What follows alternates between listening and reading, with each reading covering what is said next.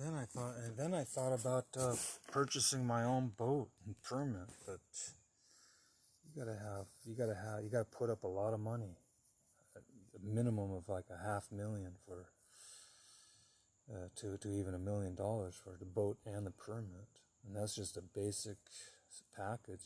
That's not anything deluxe or super. Some of these guys put a fortune into their boats, like over $1 million into their little boats, the little 32-foot gill netters, and they can long line them off. They can also long line off of, and they can do herring, they can do salmon, they can do They can do pot fishing for cod. They can do little pots. They put them on the little decks, and long lining and out rigging and down rigging. They can do all that on those little 32-foot boats.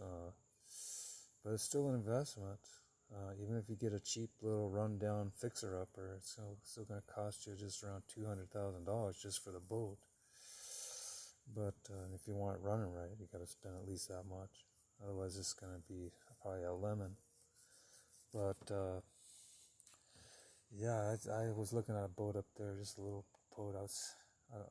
I'm glad I didn't venture into that, because it probably just would have been a bad investment. But you gotta borrow money and purchase this stuff. But I don't want to go in debt, because what if it fails? What if you don't succeed? You have to file bankruptcy. You don't want to go into all that. And it's good to have multiple investors rather than borrow money from the bank. Anyway, corporation. But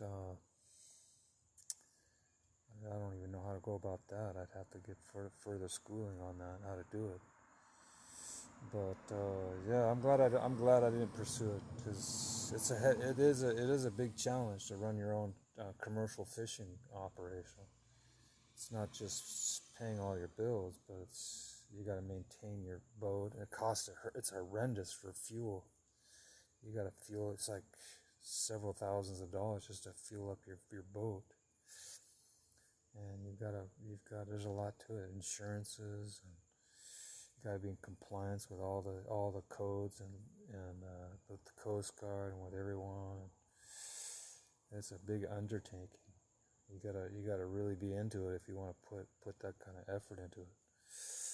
I don't know if I just prefer to work for someone else who let them stress over all that stuff.